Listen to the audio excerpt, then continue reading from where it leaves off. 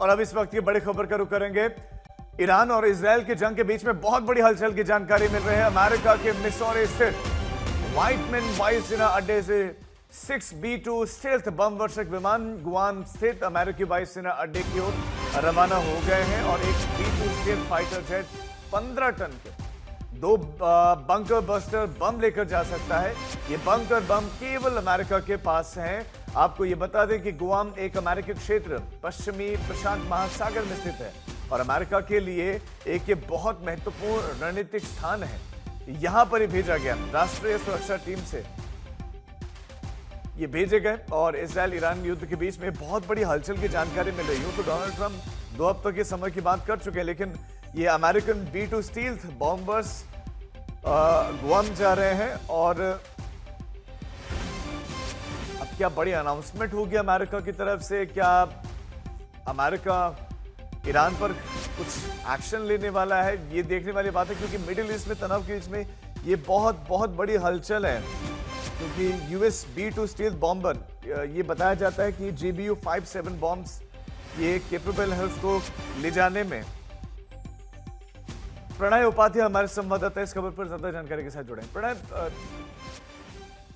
Guam क्यों रणनीतिक रूप से इंपॉर्टेंट है? क्या भेज रहा है अमेरिका? क्यों ईरान और इजरायल युद्ध में ये इंपॉर्टेंट बताया जा रहा है? इसके बारे में विस्तार से बताएं।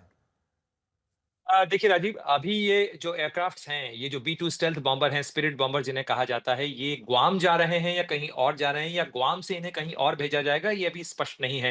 लेकिन पैसिफिक यानी प्रशांत महासागर के ऊपर उड़ते हुए ये B-2 स्टेल्थ बॉम्बर, करीब 6 बॉम्बर जो हैं वो स्पॉट किए गए हैं और इसी से ये कयास लगाए जा रहे हैं। ये एक ऐसा विमान है राजीव, जो कि दुनिया के अंदर सबसे उन्नत विमान है, जो सबसे बड़ा, सबसे ताकतवर स्टेल्थ बॉम्बर है। स्टेल्थ बॉम्बर का मतलब होता है जिसे रडार से पकड़ पाना मुश्किल होता है। ये उस किस्म का बॉम्बर है। साथ ही ईरान और इजराइल के बीच चल रहे तनाव के मद्देनजर, उस लड़ाई के मद्देनजर अमेरिका के इन बॉम्बर्स का मूवमेंट इसलिए महत्वपूर्ण हो जाता है क्योंकि इन्हीं बॉम्बर्स के यानी इन्हीं विमानों के अंदर वो GBU-57 अल्फा और बीटा ए और बी बॉम्ब लग सकते हैं, जिनके जरिए परमाणु जो संयंत्र हैं, फोर्दो जैसे परमाणु संयंत्र जो कि जमीन से काफी नीचे हैं, उनको ध्वस्त किया जाता है। लगातार ये कयास लगाए जा रहे हैं कि ईरान के ऊपर इजराइल लगातार स्ट्राइक तो कर रहा है राजीव, लेकिन अमेरिका जब तक इसके अंदर शामिल नहीं होता, उसे ये B-2 स्टेल्थ बॉम्बर और वो GBU-57 बम नहीं देता, तब तक ईरान की जो न्यूक्लियर कैपेबिलिटीज है उसको ध्वस्त करना नामुमकिन है। और ये बात हाँ, आप और हम नहीं कह रहे हैं, ये एक्सपर्ट्स नहीं कह रहे हैं, बल्कि ईरान भी ये मानता है। कल ईरान के जो डिप्टी एम्बेसडर हैं, उनसे हम लोग बात कर रहे थे, तो उन्होंने भी इस चीज को स्वीकार किया कि अमेरिका के कूदे बिना तो ये पॉसिबल नहीं है और बेहतर है कि अमेरिका इसमें शामिल ना हो।